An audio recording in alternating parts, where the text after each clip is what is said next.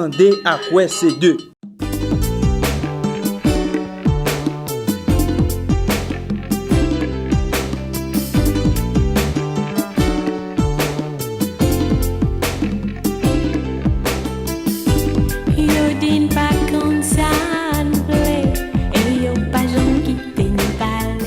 Messieurs les ministres de la Justice et de la Sécurité publique, Messieurs les représentants du Conseil supérieur du pouvoir judiciaire, Messieurs les présidents du RENAMA, Messieurs les protecteurs des citoyens, chers collègues du système des Nations Unies, chères participantes et participants. Au nom de la représentante spéciale du secrétaire général des Nations Unies en Haïti, c'est un honneur pour moi de prendre part à cette conférence internationale sur la question des pôles judiciaires spécialisés.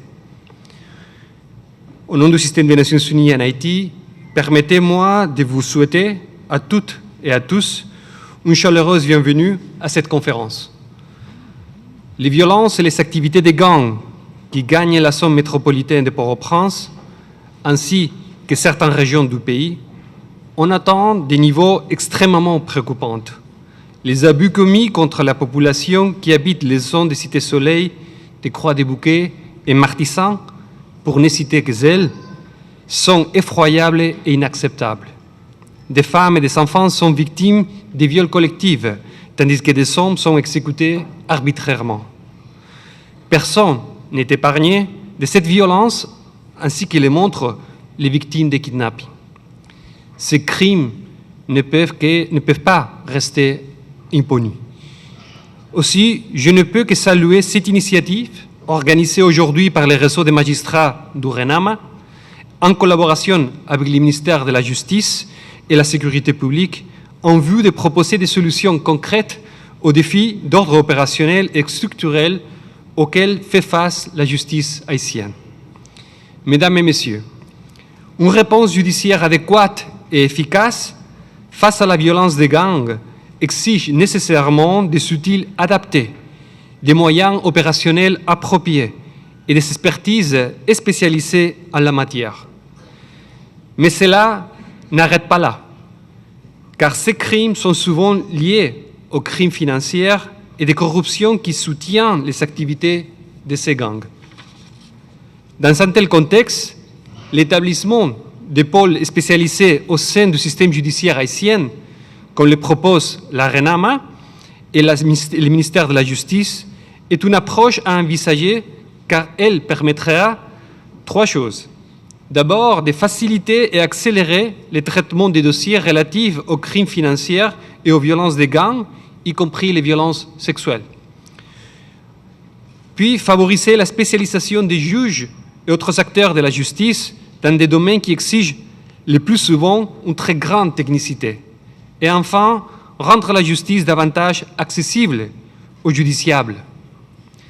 Mesdames et Messieurs, je suis persuadé que cette rencontre internationale qui réunit non seulement les acteurs du monde judiciaire, mais aussi du monde politique et économique, permettra d'aboutir à une vision stratégique pour aider les autorités haïtiennes à développer une feuille de route en vue de la création de ces pôles spécialisés. Je tiens aussi à souligner que les recommandations issues de cette conférence trouveront un écho favorable dans le cadre d'engagement du système des Nations Unies en Haïti.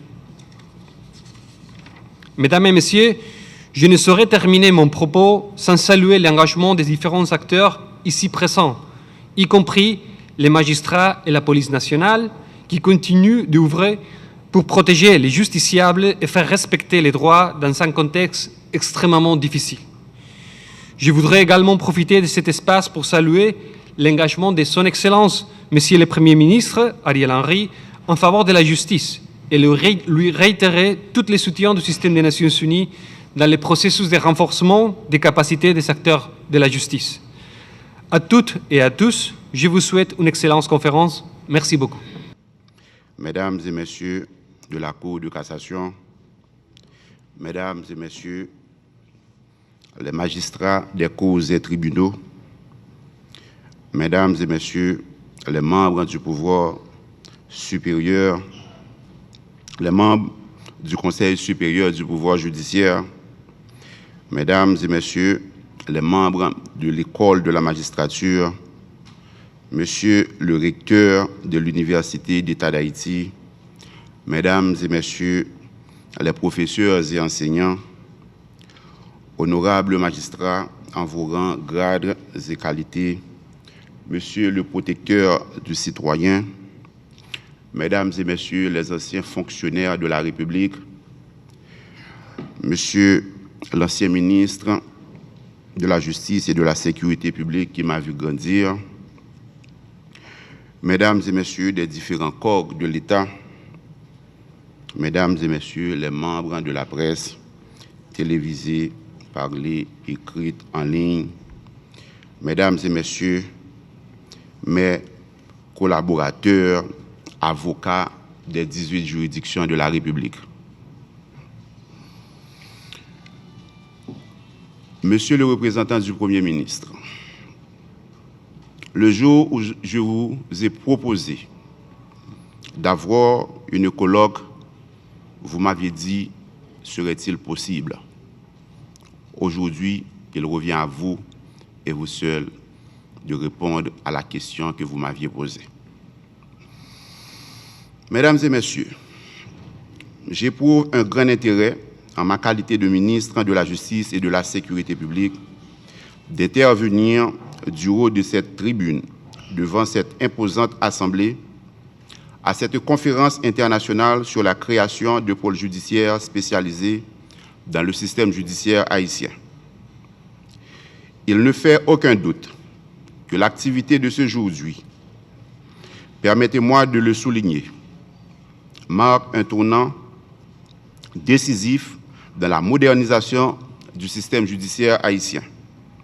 En effet, l'initiative du ministère de la Justice et de la Sécurité publique, de concert avec le réseau national des magistrats haïtiens, RENAMA, de tenir cette conférence témoigne d'une décision réfléchie et éclairée de rendre le système judiciaire plus efficace et efficient. En ce sens, je me suis évertué à mettre en œuvre toute une série d'actions selon les instructions du Premier ministre visant à permettre au ministère que j'ai le grand privilège de diriger à bien remplir sa mission. Mesdames et Messieurs les participants, faisons l'économie de souligner les nombreux maux auxquels fait face la justice haïtienne. Elle est décriée et pâtit de cette grave crise qui mine la société tout entière. Cependant, loin de se laisser emporter par la lassitude, des initiatives pareilles sont prises dans le dessein de la rehausser. C'est dans cette logique que s'inscrit l'activité de ce jour-ci. Il faut semer au son du clairon pour récolter au son des trompettes. L'humanité scientifique chemine aujourd'hui de plus en plus vers des spécialisations. Compte tenu de cette tendance, il convient de repenser le profil du magistrat. Il est de moins en moins appelé à décider sur toutes les questions comme dans le passé. La nouvelle réalité invite tous les acteurs du système à réfléchir et à s'engager vers la création de pôles judiciaires spécialisés. Cette conférence internationale répond déjà à cette préoccupation majeure. Elle permettra, entre autres, de faciliter les relations interinstitutionnelles, notamment dans des domaines ayant rapport à la corruption, les crimes financiers, le blanchiment des avoirs, et j'en passe. Au final, les magistrats seront mieux outillés dans le traitement des dossiers et dans le prononcé des décisions de justice marquées du coin des exigences du progrès. Par ailleurs, conformément aux instructions du Premier ministre, Son Excellence Ariel Henry, le ministère de la Justice et de la Sécurité publique s'engage à mettre tout en œuvre en vue de créer un pôle financier au sein des parquets près les cours et tribunaux de la République. Monsieur le représentant du Premier ministre, je sais combien cela tient le Premier ministre à cœur. Il m'en a parlé si souvent. Je souscris pleinement à sa volonté et je prends l'engagement solennel de travailler à lui donner pleine et entière satisfaction dans le cadre de la loi. L'organisation de cette conférence m'offre l'opportunité d'annoncer déjà à la communauté des hommes de loi que bientôt il sera mis sur pied une matrice permettant d'évaluer la capacité, la performance et les résultats de tous les parquetiers sans distinction aucun dans le système judiciaire. Il ne sera plus question du favoritisme. Les commissaires du gouvernement assureront eux-mêmes leur avancement à partir de leur efficacité qui sera quantifiée régulièrement. Pas question de mandat pour les parquetiers. Du tout. Je voudrais saisir cette occasion pour souligner à la meilleure attention des participants, étrangers et nationaux, que le trafic humain est aussi une réalité qui ne doit pas vous échapper. Le trafic humain est aussi une réalité qui ne doit pas vous échapper. Si ce point n'est pas inscrit dans votre agenda immédiat de manière précise, vous devriez en tenir compte dans vos travaux ultérieurs. Mesdames et messieurs, au terme de mes propos, je tiens à remercier une fois encore le Premier ministre Ariel Henry d'avoir soutenu une telle initiative. Un remerciement spécial au Réseau national des magistrats d'avoir accepté ce partenariat.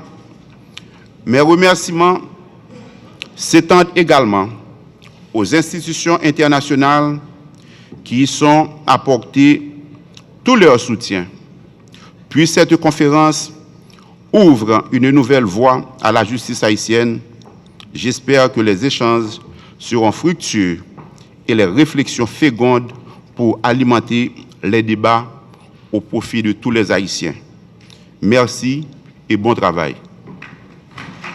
Mesdames, Messieurs les membres de la Cour de cassation, Mesdames, Messieurs les membres du Conseil supérieur du pouvoir judiciaire, Mesdames, Messieurs les ambassadeurs, Mesdames, Messieurs les membres des différentes cours d'appel, Monsieur le protecteur du citoyen, Mesdames, Messieurs les doyennes et doyens des tribunaux de première instance, Mesdames, Messieurs les membres de l'école de la magistrature, Messieurs les directeurs généraux d'institutions d'État, Mesdames, Messieurs les avocats, les femmes et les hommes de loi, Mesdames, Messieurs les différents corps de l'État, Mesdames, Messieurs les représentants des organisations internationales, Mesdames, Messieurs.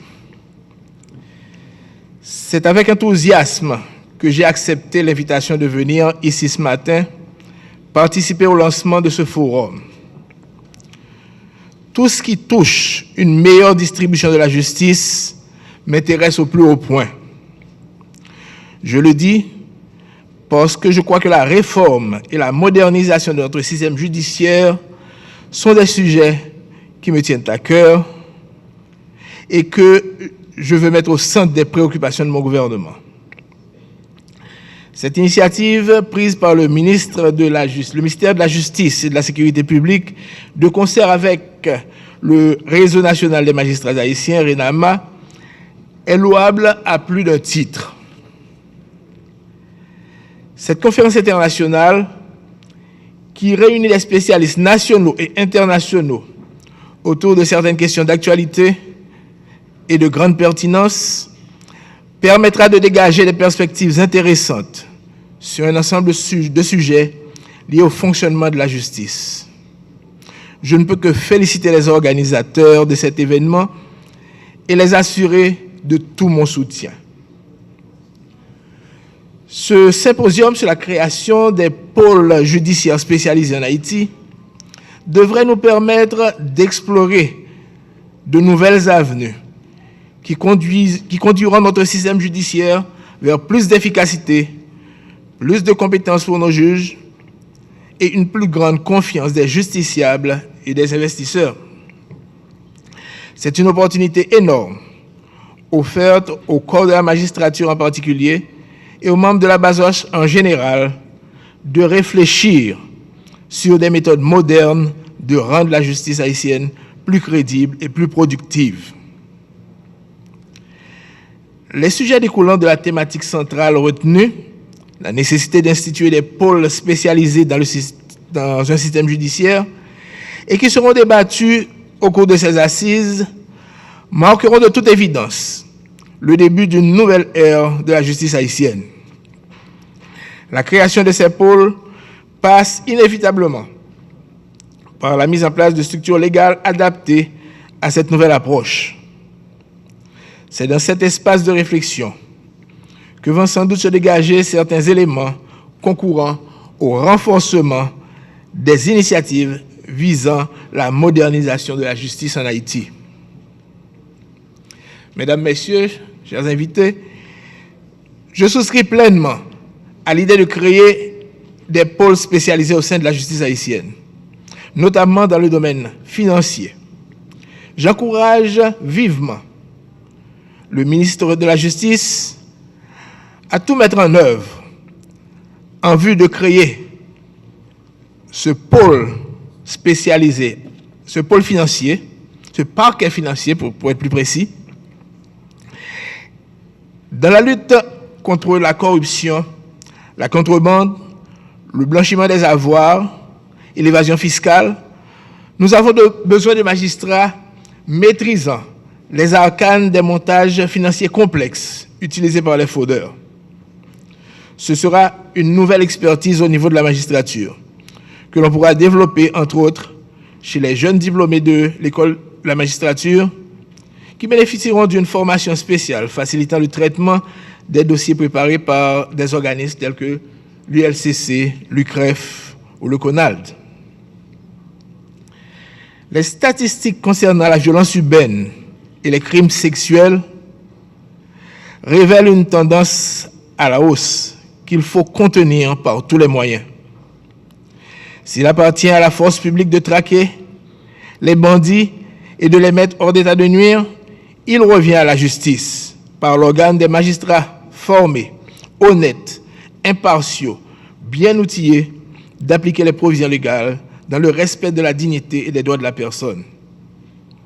Mon souhait le plus cher est que pendant le court laps de temps que je passerai à la tête du gouvernement, l'impunité commence à devenir un mauvais souvenir.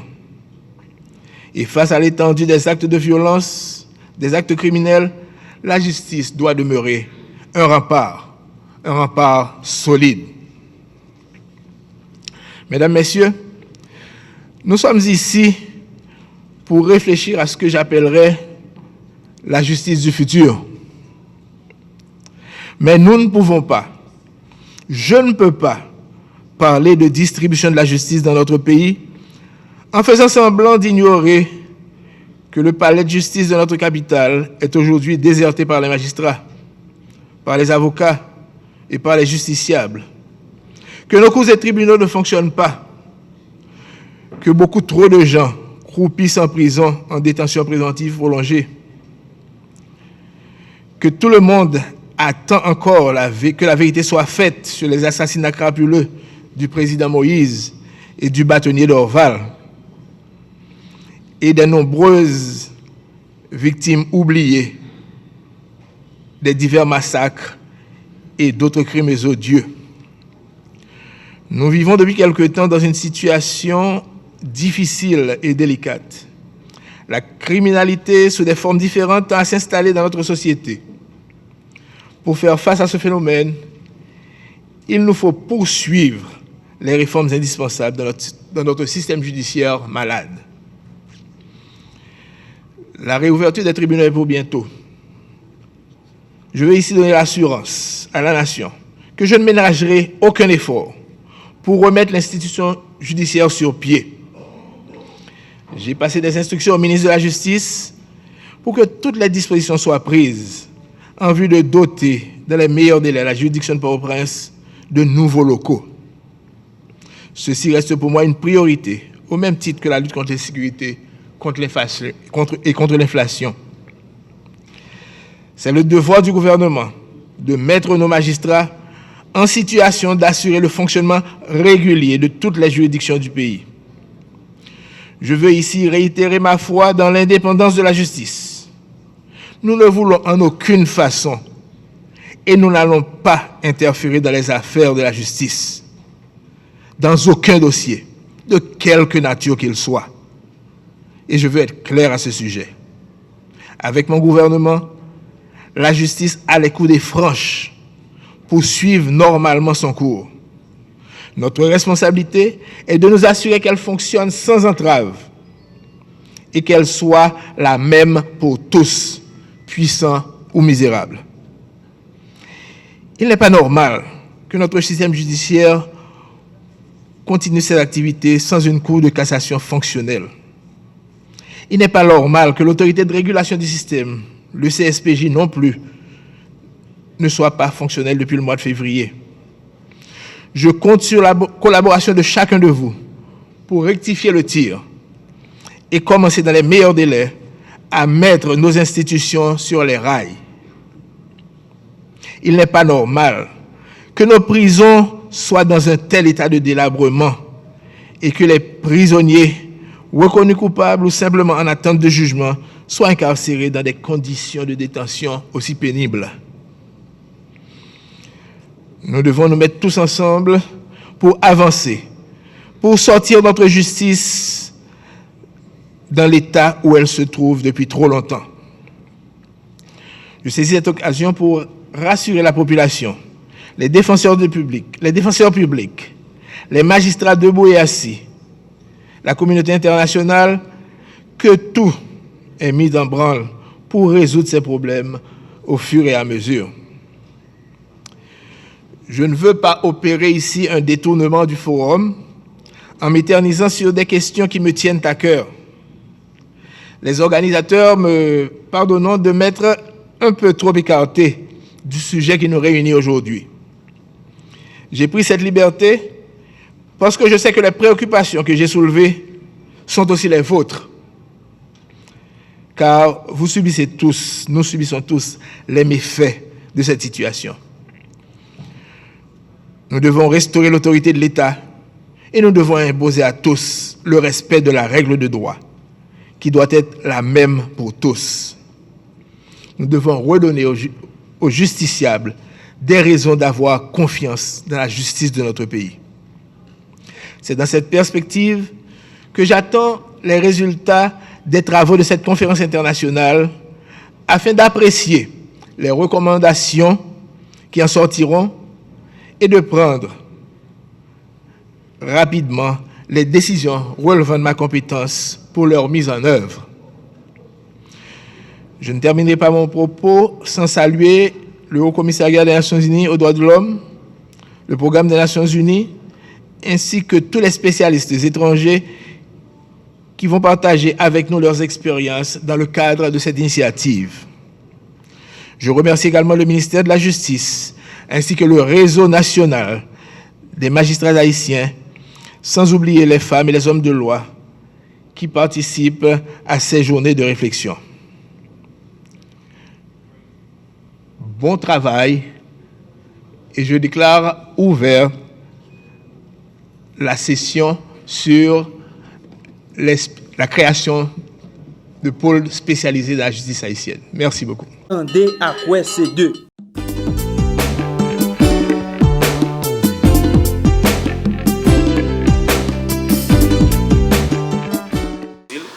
Que nous-mêmes, nous travaillons dans notre immobilier, ça que nous avons fait, que nous établissons contact avec l'enfant. Mais écoutez, ça qui est ex-sénateur Busquet, son situation pas de nom, son crime qui sans nom. c'est un crime qui est fait par des bandits sans foi ni loi. D'ailleurs, degré de méchanceté arrivé à un point tel que non seulement monsieur a fini tuer de Mounio, il a boulé. Ça veut dire, on n'a pas atteint l'époque du cannibalisme. Ça veut dire, le monde prend plaisir dans bouler comme monde tout vivant. Dans bouler monde tout vivant. Maintenant, est-ce que ça fait honneur à la société? Non, il ne va pas faire honneur. Il ne va pas faire honneur du tout. Parce que le monde à l'étranger, l'autre pays a regardé ça, c'est une sorte de. Par contre, il a réduit la possibilité pour que les touristes viennent dans le pays. Les touristes, pas de gens déjà. Maintenant, on a les sous-plans politiques. Est-ce que le monde qui a demandé l'élection, est-ce que le monde qui a demandé des changements constitutionnels, est-ce que le monde qui a parlé de combat de sécurité, est-ce que le climat propice pour essayer de résoudre le problème ça là? Est-ce que est propice? Non, pas propice. Est-ce que nous avons continuer à rester dans la même insécurité ça? Est-ce que nous avons continuer à vivre dans la question des bandits, gangs, petits délinquants, et qui avec des armes mais au sapat, et puis qui fait mon mal, qui met des plots dans les familles? Nous ne pouvons pas continuer comme ça. Et Ariel Henry, toujours tweeté, je condamne, je condamne. Nous n'avons pas besoin, je condamne, je condamne. Nous avons besoin d'actes concrets et permettre que nous féliciter braves policiers sérieux qui ont fait des efforts qui permettent que la police a bougé l'école. Ça, c'est à féliciter. Mais cependant, énième axe qui fait sur mon sénateur Yvon Busseret, il révolte conscience tout le monde. Il fait tout le monde peur, il fait tout le monde sentir que le climat de sécurité continue à persister. Dans ce sens, nous-mêmes, dans le niveau cadeau, avec le cabinet Advocatus, nous exhortons le ministre de la Justice, nous exhortons Ariel Henry pour prendre responsabilité et pour que le cas croiper les gens de Zach Sayo, pour que le cas traquer les bandits, pour que arrêter, mettre en côté pour ne pas ennuyer mon encore. La population a besoin que Zach Sayo suspende, la population a besoin d'un souffle. Nous-mêmes, tout comme acteurs dans la société civile, nous t'arrêtons en l'heure pour ne pas parler de visa. Voilà. Ok, après chaque année. Depuis ouais, l'heure arrive pour le peuple haïtien lever camper, pour dire à bas dirigeant ça, à bas dirigeant mon foubé ça, à bas gouvernement mon foubé ça, même moi-même n'a posé une question, qui est-ce qui pousse la population pour prendre la route? Et moi m'a dit, moi invité nous prendre la route. Bah la raide. Actuellement, $100 américains, c'est 15 000 gouttes. Je répété. $100 américains, c'est 15 000 gouttes. C'est-à-dire $1 000 américains, c'est 30 000 haïtiens. Situation raide. C'est-à-dire, ou même qui a gardé, qui a tendu là, ou même qui n'a pas de business, ou même qui n'a pas de travail, ou même qui n'a pas de chômage, ou peut commencer à ressentir ce qu'on a dit là. Ou va commencer à ressentir. Lorsqu'on petit copie au pays dans le travail, c'est-à-dire, sort du budget, on fait soutenir un budget insuffisant, il ne peut pas parler à problème. L'école cher, valise si mon cher, cahier, soulier, petit matériel pour l'école cher. Qui sera obtenu pour lever camper? Moi continue à encourager au fait. Parce que l'offre, c'est la vie meilleure. L'offre, c'est grand goût besoin de mettre financement avec. L'offre, c'est sécurité au monde. L'offre, c'est économie, c'est bataille pour le gouvernement, sa bataille pour descendre $. Pas arrêter de garder une autre. Prends la roue, motivé, relié à Ariel, parce que Ariel n'est pas utile rien actuellement là. J'aime toujours dire, pas de sécurité et pas de travail.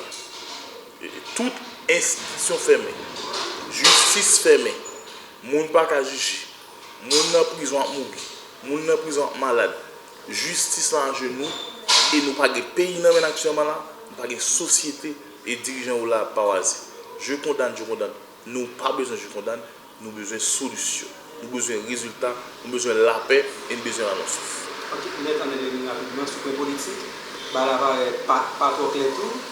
mon accord Montana, acteur Montana, décidé de camper tout dialogue avec mon accord en septembre. De plus en plus de voix commencé à plaider tout pour gagner notre accord. Des accords ça pas de mise en cause, ça on a tout gagné match ensemble. Mon cher, on va regarder là. Moi j'ai division dans le grec là. On va comprendre. Moi j'ai division. Il y a une division dans le grec là. Mais nous même pas petit à diviser, il pas ça n'a parlé. Mais regardez c'est ma toute représentant accord ça yo. On connaît représentant accord BSA, accord Montana font travail extraordinaire. Féliciter. Mais m'a dit nous ça. Messieurs, dames, il faut agir aux gens pour l'histoire, pas condamner nous. Parce que actuellement là, vous êtes face à l'histoire. Vous êtes face à l'histoire. Si pas une décision sérieuse et rapide qui prend, éclatement social ça, que le senti cap venir, et contre nous va lier. La population prend la rue. La population commence à relancer, ti machin, machin canne, machin surette. On est machin zone, il y a un monde qui n'a marché, relancer. Et où il a passé pour nous? Il y a du pas de faire pour eux. Il faut nous expliquer à la population qui sensibilité gain là. Oui, vous sentez et il y a des gens qui disent retirer quoi. Il y a des gens qui disent tel bagaille. Mais non Montana fait bac. C'est parce que Montana à partir d'une certaine clairvoyance estime que pas de volonté politique vraiment. On va négocier ensemble avant, on va jouer un match avant et puis on monte terrain et vous même investir pour vous. Et vous dites moi venir. Les traitements passés, où ils viennent investir et blague ou bail. Est-ce que nous-mêmes nous arrêtons de perdre du temps?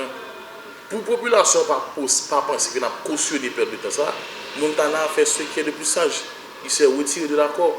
Et nous-mêmes, nous ne sommes pas inflexibles. Nous allons réfléchir, nous connaissons si oui ou non pour nous tenir ce table-là. Mais cependant, sans Montana mettre devant, c'est que c'est la transition de 24 mois.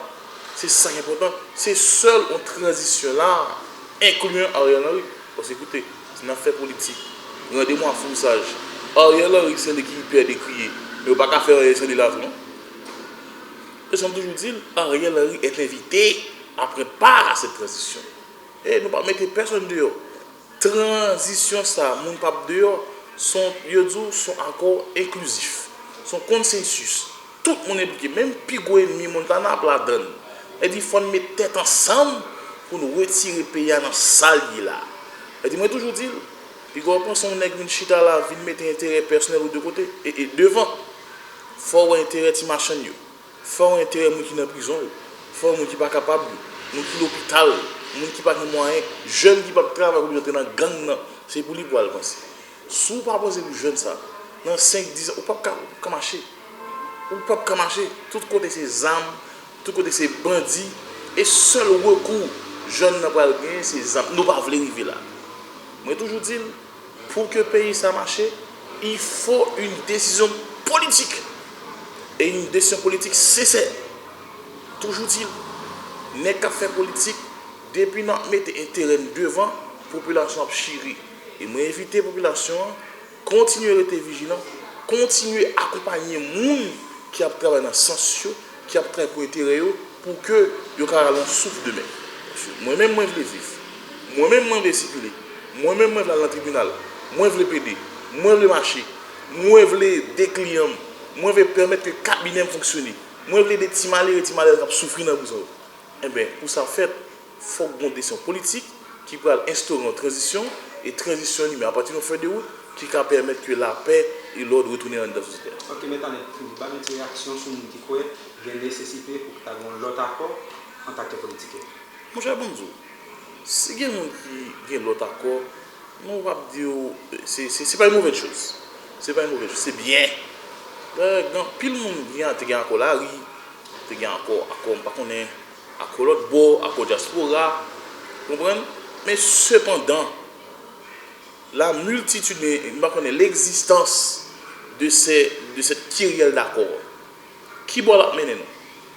Parce que écoutez, La Rochefoucauld le dit, l'intérêt est le mobile de l'activité humaine.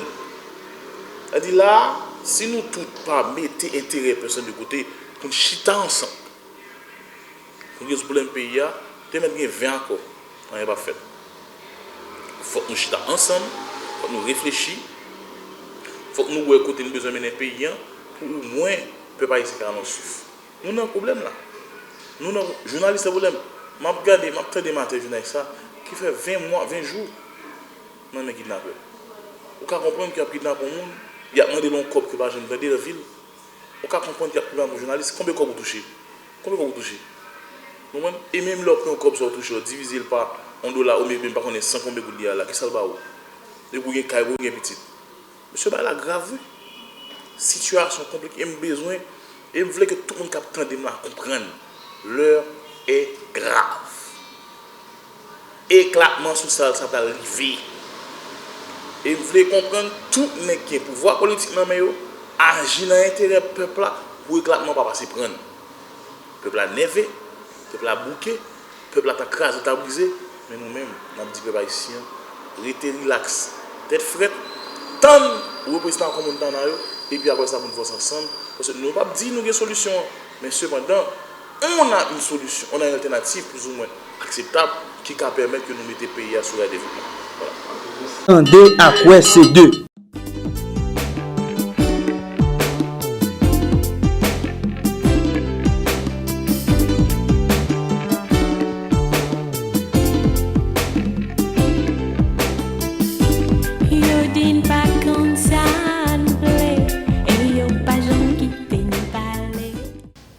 Dr Hervé Boussiko, directeur général de l'Office national du partenariat en éducation.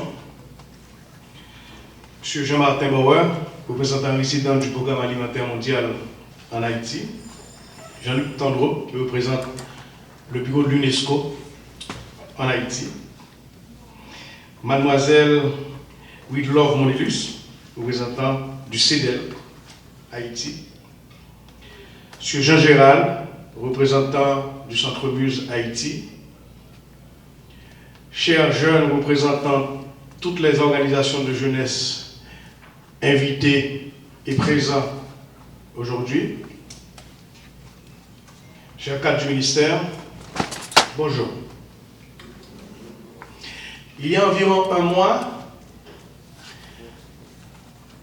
j'étais à Paris avec plus d'une centaine de ministres d'éducation au pré-sommet mondial sur l'éducation convoqué par le secrétaire général des Nations Unies, comme vient de le préciser M. Tandreau, qui se tiendra à Paris, à New York, le 19 septembre prochain, où les chefs d'État et de gouvernement seront appelés en marge de l'Assemblée générale des Nations Unies à prendre la parole pour dire au monde ce que pense leur pays au niveau de l'agenda éducatif 2030 et particulièrement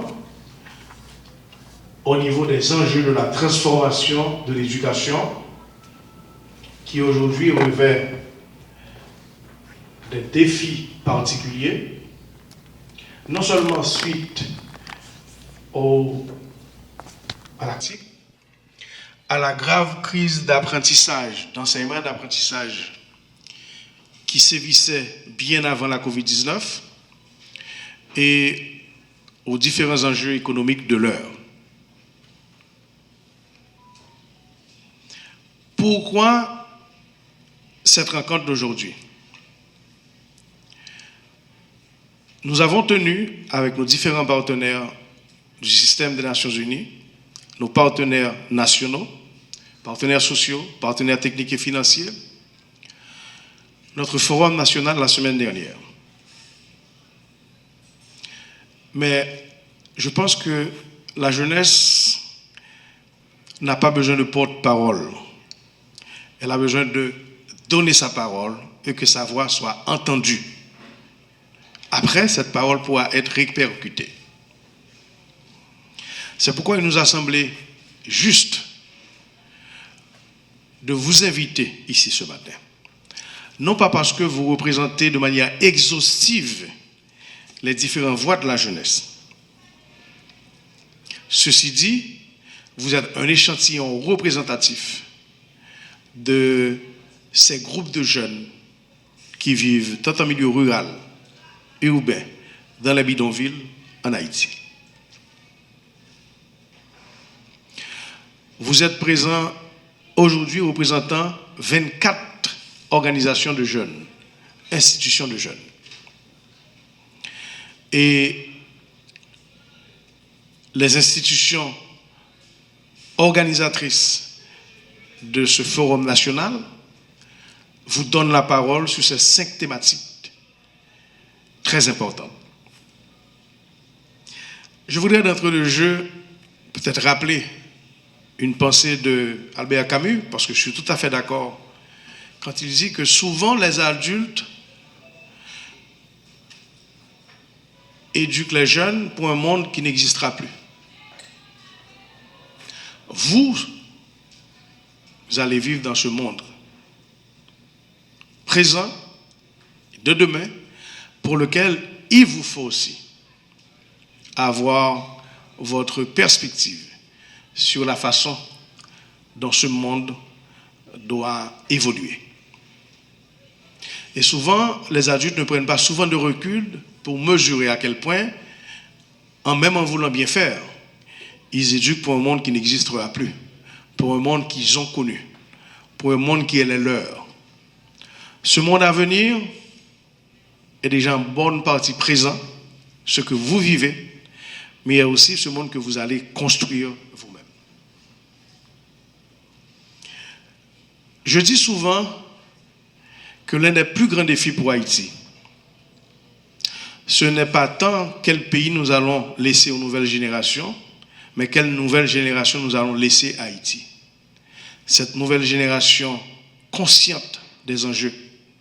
Cette nouvelle génération qui a hérité d'un pays, mais pour lequel il faut encore davantage construire une nation. Cela veut dire une communauté de destin. Une communauté où on accepte de vivre ensemble, de partager des défis communs, solidaires, pratiquant davantage une cohésion sociale. Nous ne vivons plus comme il y a 50 ans, dans un pays où, quand moi j'étudiais à l'école, on disait que Haïti était un pays essentiellement agricole. 80% du pays vivait en monde rural. 80% étaient dits catholiques. Aujourd'hui, sociologiquement, le pays a basculé. Le pays est en train de changer. Et c'est ce que j'appelle souvent cette transition invisible. Plus de 70% de la population a moins de 35 ans. Et vous, les jeunes, vous n'êtes pas l'avenir du pays. Vous êtes le présent du pays. Vous avez d'énormes responsabilités.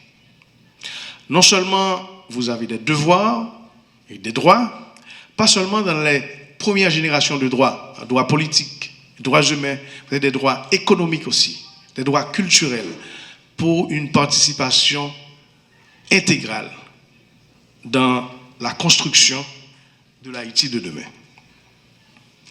Pour conclure, je voudrais rappeler que j'ai eu, il y a 2 ans de cela, l'immense privilège, comme bénévole, de conduire un projet avec le Centre Muse, que l'Union européenne avait encadré. Et comme bénévole, j'avais accompagné plusieurs centaines de jeunes que le Centre Muse avait mobilisés dans un exercice prospectif. Quelle est la voix des jeunes? Que veulent les jeunes en Haïti? Ce document, il existe en créole et en français. Je vous invite à lire ou à relire ce document. Sans prétention à l'exhaustivité, comme cet exercice d'aujourd'hui. Mais à chaque fois que des jeunes sont réunis pour parler du pays, c'est très important que les jeunes, que les adultes prennent le temps de comprendre. L'exercice du jour, pour finir, ne se limite pas aux salles de classe. Ce qui vous est demandé aujourd'hui, ce n'est pas uniquement de savoir comment ce qui se passe entre les 4 murs des salles de classe doit être transformé. Parce qu'en grande partie, vous vivez vos 24 heures, en grande partie, en dehors de ces 4 murs de l'école. Vos temps libres. Le temps que vous passez dans vos quartiers, dans vos familles, dans la communauté. Comment vous construisez l'avenir? Comment vous construisez ce que vous partagez comme valeur? Tout ça aussi fait partie de la transformation de l'éducation. Pour conclure, je voudrais remercier tous ceux-là qui appuient le ministère de l'Éducation nationale et de la formation professionnelle, le gouvernement dans cet exercice. Ceux qui sont présents aujourd'hui avec nous, l'UNESCO, le PAM, les autres agences des Nations Unies ou en dehors du système des Nations Unies, les partenaires nationaux, le secteur privé des affaires, l'école en Haïti, l'éducation, puisque tout va mal, ou quand tout va mal, c'est le dernier rempart. C'est le dernier rempart, et c'est pourquoi nous disons tous, l'école pas qu'attendre. Bon atelier. Le pays compte sur vous. Merci. Andé à quoi c'est deux.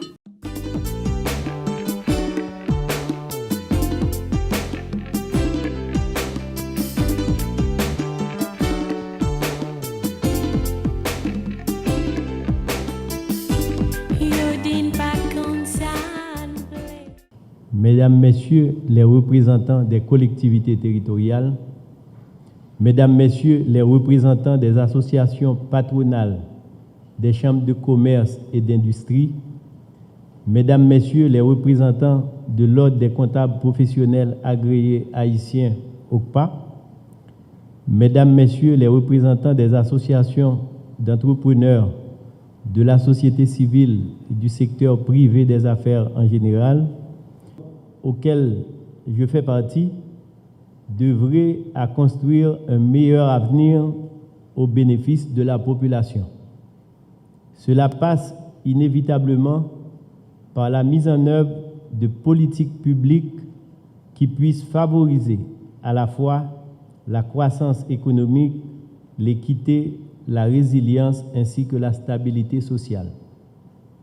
À un moment où l'administration fiscale réclame la mise en place de nouveaux instruments catalyseurs pouvant aider à imprimer une nouvelle dynamique à la mobilisation des ressources fiscales internes, je me réjouis de constater à quel point toutes les forces vives de la nation peuvent se mettre ensemble à travers un processus de dialogue constructif pour définir une structure de fiscalité devant encadrer les interventions de tous les acteurs du système.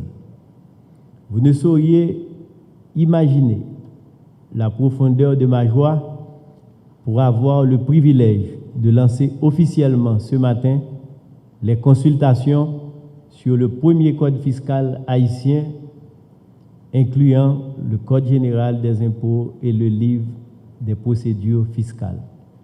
Je tiens à remercier les membres du comité de politique fiscale du ministère de l'Économie et des Finances, ainsi que les experts nationaux et internationaux qui, en dépit de la situation délétère et difficile du pays, ont su faire montre de courage et de grande disponibilité dans la réalisation de ce travail combien noble et capital pour le pays.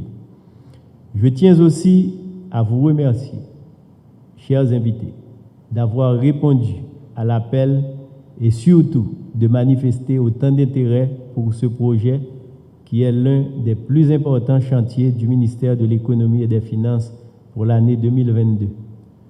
Vos remarques et commentaires déjà transmis ou qui seront transmis tout au long du processus de consultation permettront de bonifier le projet au bénéfice de l'intérêt général. En ce grand moment qui va constituer un tournant décisif dans le système fiscal haïtien, ma joie et ma satisfaction sont de pouvoir enfin, après une période de travail assidu, soumettre à l'exercice de consultation le Code général des impôts et le livre des procédures fiscales. Pour les techniciens nationaux et internationaux, la rédaction de ces documents constitue une expérience en plus dans leur carrière professionnelle. Pour le pays, il s'agit d'une avancée majeure dans la mise en place des instruments susceptibles d'améliorer la performance de l'administration fiscale. Mesdames, Messieurs, nous sommes conscients que porter des changements en profondeur dans le système fiscal du pays ne saurait être une affaire du gouvernement. C'est pourquoi l'apport de tout un chacun s'avère indispensable pour la pleine réussite de cette démarche. Cela se fera à travers le processus que nous initions ce matin, lequel processus se veut être transparent et inclusif. Ce n'est pas redondant de vous dire que vos points de vue, vos appréciations, vos observations et surtout vos propositions par rapport à ce projet de code des impôts et de livre des procédures fiscales seront reçus et traités dans les moindres détails. Comme vous pouvez le constater, nous avons pris le soin, dans la mesure du possible, d'inviter presque tous les secteurs de la vie nationale, les fédérations regroupant les collectivités territoriales, les corps des comptables et des auditeurs internes, la Fédération des barreaux d'Haïti, les associations patronales et le secteur privé des affaires, les organisations de la société civile, les associations des médias, le secteur éducatif et universitaire ainsi que les syndicats, les institutions de microfinance, les partenaires techniques et financiers d'Haïti. À ceux-là qui n'ont pas été touchés par notre invitation, nous voudrions dire qu'il ne s'agit pas d'omission volontaire. Ils pourront toujours nous faire parvenir leurs commentaires dans les délais prévus. Mesdames, Messieurs, l'exercice que nous allons entamer ce matin, qui consiste à consulter les différents acteurs de la vie nationale sur les projets que je viens d'évoquer, est un exercice très difficile et délicat, étant donné que pour un même sujet, plusieurs secteurs peuvent avoir des positions divergentes. Le MEF, par cet acte ce matin, veut introduire la création d'une plateforme d'échange sur les grandes décisions qui auront des impacts significatifs sur la collectivité. Ces consultations sur le CGI sont d'une importance capitale pour l'administration fiscale et pour le pays tout entier. Soyez-en assurés, les décisions finales privilégieront l'intérêt général. C'est une condition sine qua non si l'on veut pérenniser cette dynamique où l'État se met à l'écoute de ses concitoyens. Permettez-moi, Mesdames, Messieurs, de souligner qu'Haïti est l'un des rares pays en ce 21e siècle à ne pas disposer d'un code fiscal répondant aux standards internationaux et à avoir un taux de pression fiscale aussi faible. Je vous rappelle que pour l'exercice fiscal 2020-2021, les recettes collectées par les organismes de perception ont représenté moins de 6% du produit intérieur brut du pays, contre une moyenne de 7% au cours des 10 dernières années. Haïti demeure, à l'heure actuelle, le pays de la CARICOM à avoir le taux de pression fiscale le plus faible. Par rapport à la République dominicaine, on est très loin en termes de pression fiscale parce que on ne fait que la moitié de ce qui est réalisé en République dominicaine. Donc cet écart peut s'aggraver davantage compte tenu des récents chocs catastrophiques et climatiques et surtout de la dégradation de la situation socio-sécuritaire du pays. À travers ce projet de code, l'État ambitionne l'amélioration de la performance fiscale, le renforcement du cadre de l'octroi des avantages incitatifs et surtout de corriger certaines failles qui ont créé des conditions favorables pour des distorsions qui ont entravé le jeu de la concurrence. Mesdames, Messieurs, le train de la réforme fiscale est en marche. Je vous invite à vous joindre à nous et à participer activement au débat en faisant valoir sans aucun retenu vos suggestions par rapport à ce projet de code fiscal. Je sais que les débats vont être très animés, mais je voudrais souligner à votre attention que vos réactions doivent être produites par écrit. Sinon, il sera difficile de les prendre en considération, ce qui mettra à mal le processus de transparence que nous sommes en train d'initier. Pour les propositions reçues, qu'elles soient rejetées ou retenues, le ministère de l'Économie et des Finances produira les motifs irrelatifs. L'ensemble des commentaires écrits sera archivé pour être mis à la disposition de la génération future, ce qui devrait aider dans la prochaine mise à jour de ces documents, étant donné que notre société est en pleine mutation. À noter que vous avez jusqu'au 31 août pour soumettre vos commentaires par écrit. Dans le souci de s'aligner sur les bonnes pratiques, de moderniser et de dynamiser l'administration fiscale, je crois fermement que cet exercice auquel on va s'adonner aura des incidences positives sur le destin du pays. Il va de soi que l'atteinte des objectifs de développement durable, tout comme la réduction de la pauvreté et l'amélioration des infrastructures, passe inévitablement par l'existence et la mise en place d'un système fiscal robuste et d'une administration fiscale suffisamment forte permettant la mobilisation des ressources domestiques nécessaires au financement des projets de développement. Mesdames et messieurs, les séances de consultation vont continuer jusqu'au 30 août et au début du mois de septembre, nous aurons une séance plénière de restitution pour présenter le projet final. J'entends souligner que le Code fiscal ainsi que le livre des procédures fiscales ne seront pas d'application immédiate. Beaucoup de changements devront être apportés dans le système actuel. Il nous faudra environ 24 mois à partir du 1er octobre 2022 pour mettre en place tout le dispositif administratif nécessaire à leur mise en œuvre effective. Avant de terminer, je voudrais adresser des remerciements vifs et sincères à l'Union européenne qui, à travers Expertise France, a fourni le support logistique et l'accompagnement nécessaire dans ce vaste chantier. Je dis chantier puisqu'il reste encore du chemin à parcourir avant d'arriver à l'application effective de ces instruments.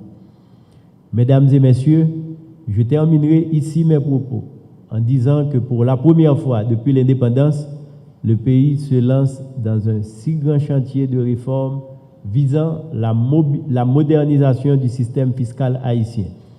Et comme je l'ai dit tantôt, le train de la réforme fiscale est en marche. Mettons-nous ensemble pour sortir le pays du marasme économique dans lequel il est plongé depuis déjà trop longtemps. Sur ce, mesdames et messieurs, il ne me reste qu'à déclarer ouvertes les consultations sur le Code général des impôts et le livre des procédures fiscales. Merci. Attendez à quoi c'est deux.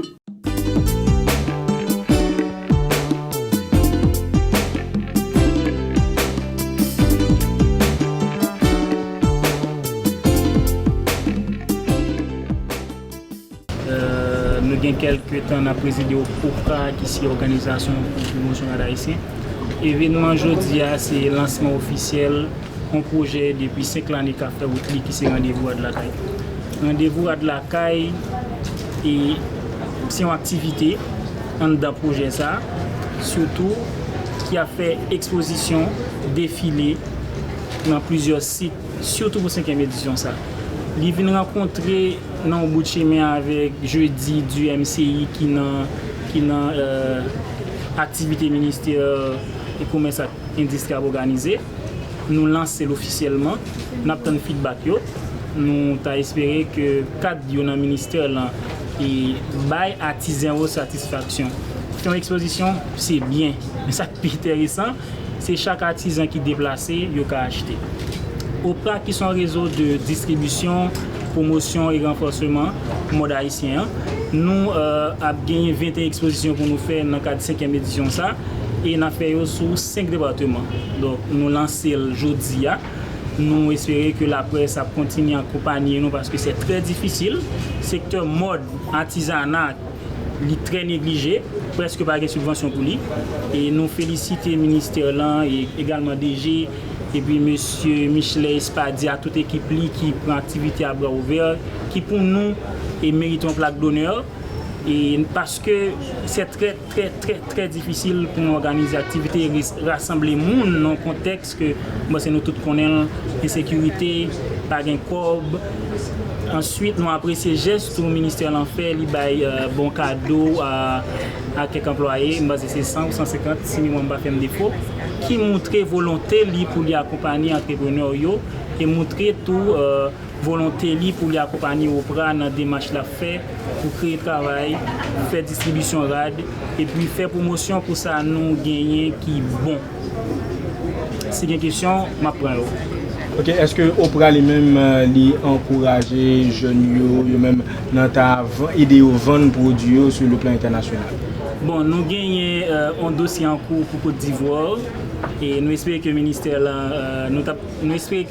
va accompagner le tout, même je l'accompagne aujourd'hui. C'est organiser des fashion shows, des expositions, ça ici un produit dans le continent africain, qui ont tendance là dans le moment ça on consommer un pile ça qui fait du continent africain.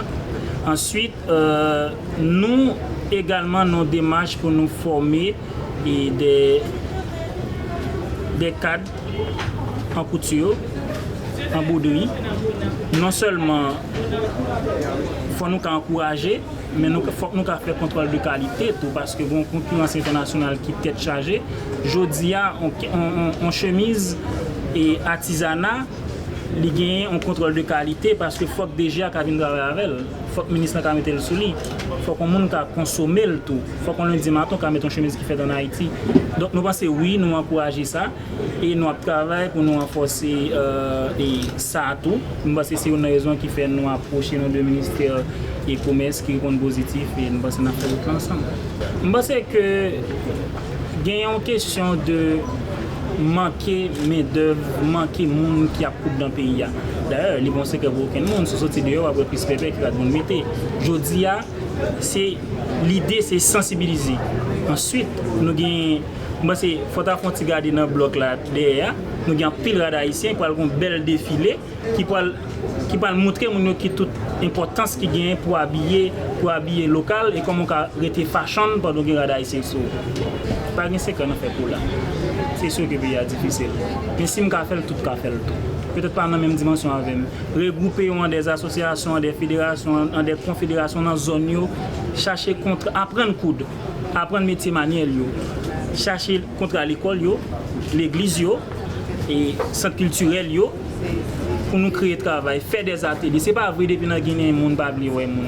Je dis démarche nous fait dans le ministère commerce, accepter nous tant qu'haïtiens, pas tant qu'aucun autre monde sur terre. Ils accepter nous, ils faire autre là avec nous. Donc il y a plein de monde qui n'ont précarité peut-être qui plus mal passé mais qui a décidé de prendre la main, qui a décidé de faire l'autre bagaille. Mais ça pas seul choix. On a conseillé les jeunes craser bête nous, prendre en tête nous et puis faire réseau.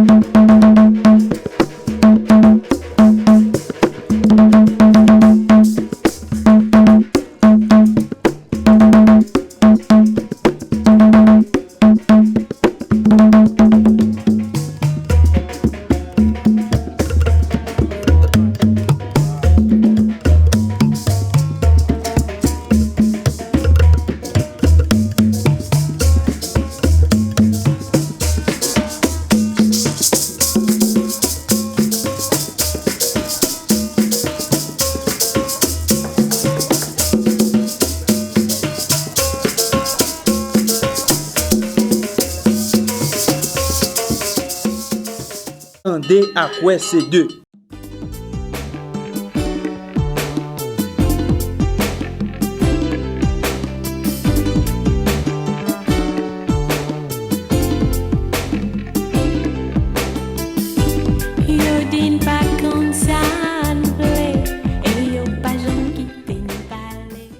Ministère de l'Éducation nationale et formation professionnelle, très content, invitation pour y participer dans le concours dissertation littéraire ça, qui c'est une initiative Centre Muse Haïti avec un pilote partenaire. Un partenaire, c'est un partenaire privilégié, ministère de l'Éducation nationale déjà. Police nationale d'Haïti à travers composante police communautaire et du pôle qui est présent avec nous. L'autre partenaire très important qui sont partenaires médias, Loup, Cibel et événement ça, dans un contexte comme ça, côté que des organisations de jeunes réunies pour inviter d'autres jeunes. Pendant aujourd'hui, on a célébré la Journée internationale jeunesse. Pour lancer l'activité ça et inviter à faire une production littéraire autour d'un sujet important, jeunesse, démocratie. Jeunesse, droits humains, jeunesse, droits culturels, droits économiques, droits politiques. C'est tout élément ça, tout thème ça qui fait partie de démocratie.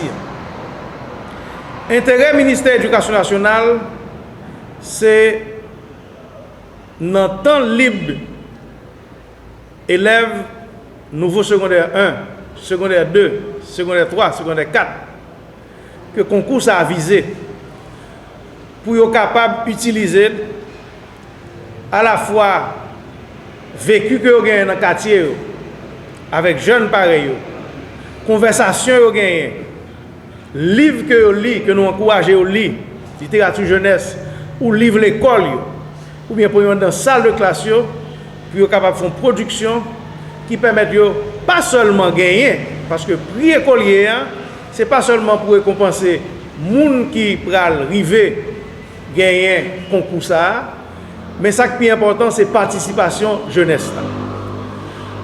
Nos pays, côté climat scolaire, extrêmement difficile. Côté ni élèves, ni parents, a subi un pile traumatisme. Activité, ça va permettre de protéger la jeunesse. Activité, ça va permettre de continuer à encadrer la jeunesse. Et activité, ça va non seulement renforcer les compétences jeunes en matière de littératie, lit, écrit, production littéraire, mais ce qui est important tout, c'est que réfléchir et participer dans un vrai sujet qui intéresse Haïti. Je conclue pour souhaiter l'organisation bonne chance.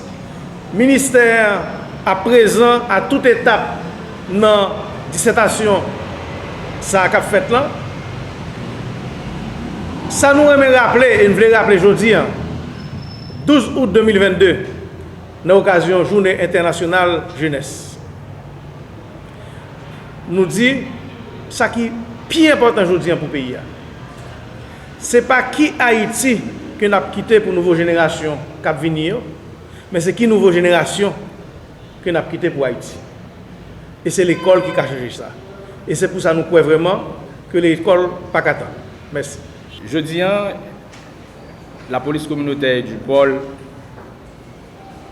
au nom du haut commandement PNH, nous estimons nous très contents pour nous avec des partenaires pour nous capables de lancer le concours national de dissertation. Je crois que nous, dans la 3e édition, année ça, thème qui est retenu c'est jeunesse et démocratie. Donc, espace ça, c'est un espace qui est conçu par Centre Muse Haïti en partenariat avec la police communautaire du pôle ainsi que les deux autres partenaires pour nous permettre que jeunesse estudiantine lui exprimer, lui produire des réflexions sur des thématiques bien spécifiques, sur problèmes ou sur différents mots qu'a plongé la société haïtienne. C'est un espace de réflexion, c'est un espace de proposition de solutions aussi. Donc, étant donné que la population haïtienne, en majorité, 65% jeunes, donc nous estimons que l'important pour la jeunesse là, prononcer sous ça la vive, sous ça qu'a traversé et sous problème qu'a traversé le pays. Donc dans ce sens ça, à travers le concours national de dissertation en ligne ça, je pense que chaque jeune qui participait, c'est déjà un porte-parole pour ensemble de jeunes que le côtoyer, côté que la vivre ensemble avec lui. À travers tout ça que vous vivez ensemble, vous allez produire des réflexions sur des thématiques bien spécifiques, jeunesse avec démocratie. Je pense que nous connaissons, même avec moi, qu'après 1986, Haïti a fait choix de démocratie comme système politique, système de gouvernance pour fonctionner. Mais malgré tout, jusqu'à date, nous sommes capables de dire que la démocratie est encore dans l'impasse. Je pense que la thématique est assez importante. Il pourrait permettre aux jeunes de parler de démocratie, parler de jeunesse, parler de démocratie, comment est le système. Est-ce que la démocratie qui bat la Constitution 87, après un certain temps nous venons subir un amendement, jusqu'à présent, nous continuons à fonctionner avec cette Constitution et la démocratie a beaucoup cachita. À travers le concours national de dissertation, les élèves sont capables de produire des réflexions et proposer aussi des solutions. Donc déjà, EduPol a souhaité toutes élèves qui ont participé, jeunesse étudiantine de NS1 jusqu'à NS4, bonne chance et bonne participation.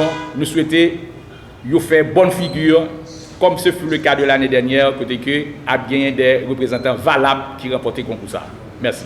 Jeudi, nous là dans le cadre de la 3e édition concours national de dissertation scolaire que Sainte Muse a organisé sous thème jeunesse avec démocratie. C'est concours dissertation ça il rentrer c'est une étape dans le cadre de campagne de sensibilisation que Centre Muse a organisé dans le cadre du projet plaidoyer sous démocratie que il a commencé dans l'année 2020 avec délégation Union européenne en Haïti sous direction Nesmi Maniga, professeur Nesmi Maniga. Nous-mêmes année ça par rapport avec jeunes dans le pays qui ont une représentation de plus que 65% suivant le dernier rapport NUDLAN, nous estimons qu'il s'avère nécessaire de nous inviter écoliers haïtiens pour réfléchir sur deux thématiques qui est important parce que je dis par rapport avec ça que nous vivons dans le pays, surtout et là nous garder la démocratie à travers ces trois dimensions, que ce soit à travers sa dimension sociale, là nous jeunes droits que nous gagnons pour nous gagner accès à une éducation de qualité et à la soin et droits que nous gagnons pour nous gagner accès avec sécurité, pour me citer ça seulement dans la dimension économique, droits que nous gagnons pour nous en tant que jeunes, il y a des opportunités, là nous avons entreprises pour l'État à travers organes aider nous financer et l'État pour garantir conditions de travail décentes pour jeunes dans le pays.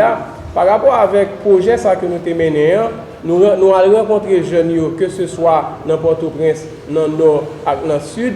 Côté jeunes, nous mot par yo supposé démocratie en Haïti par rapport avec ça à vivre aujourd'hui. Maintenant, par rapport avec ça, données analysées et l'année dernière nous avons présenté ça par devant la presse, documents vulgarisés et nous avons démarche pour nous continuer avec campagne ça pour permettre à ce que Timounio, écoliers, jeunes réfléchissent sur ça. Maintenant, comment pour monde capable participer dans le concours ça? Le concours ça c'est gratis. On n'a pas besoin d'argent pour participer dans le concours. On a besoin ou son élève dans n'importe l'école dans le pays. Ou aller soit sous page partenaire nous, EduPol, Ministère de l'Éducation nationale, Centre Muse, Cyber Haïti à travers un formulaire qui gagne un lien pour remplir. Après leur fin rempli formulaire, ça a recevoir un message qui dit que demande ou on y agréé et après on a gagné 2 septembre pour capable recevoir 5 textes que jury en lui-même il choisit, son jury qui est indépendant qui pas fait partie de conseil d'administration ou bien comité ça qui décision c'est décision transparente. Maintenant, l'on fin recevoir, l'on gagné pratiquement 3 heures de temps et demi pour capable rédiger dissertation ça et soumettre à travers mail, à travers un code que on va recevoir à travers équipe data, comité qui a géré le concours. Maintenant, après ça, il a choisi 10 finalistes, côté que 10 personnes ça va gagner pour présenter par devant un jury, ça nous parle là qui lui-même qui va analyser appréciation texte timounio et garder originalité par rapport avec thématique qui proposé et garder tout et méthode et basique concernant pour rédiger une bonne dissertation. Donc on travaille de qualité et pertinent. Donc après ça, on a gagné 15 septembre dans l'occasion Journée internationale démocratie, nous avons fait un concours là côté 10 finalistes ont gagné pour venir défendre le texte pour être capable de connaître qui est-ce qui a 3 lauréats et nous honorer parce que jeunes nous-mêmes nous avons capacité, jeunes nous avons capacité et je pense qu'ils sont capables de réfléchir. Ils ont été fait l'année dernière, c'était le Nord qui était remporté. Dans la première édition, c'était Sud, c'est Collège Maznod. Donc, année ça, appel à lancer, quels que soient élèves qui voulaient participer dans le concours, qui réunit conditions que ça nous dit là, et ensuite, qui eux-mêmes senti prêts, qui voulaient disserter autour de thématiques ça, a bien une bibliographie qui sont en ligne directive, côté que il y a gagné une série de textes qui est à la disposition pour prendre connaissance et puis avancer sur qui sa démocratie qui rôle participation en jeune dans la construction démocratie en Haïti et yo même tout en tant que citoyen doit engager nous ça c'est ça à Centre Muse dans le cadre de faire promotion pour démocratie doit monde donc et m'a souhaité bienvenue et dans le cadre de 3e édition concours là merci. Attendez à quoi c'est deux.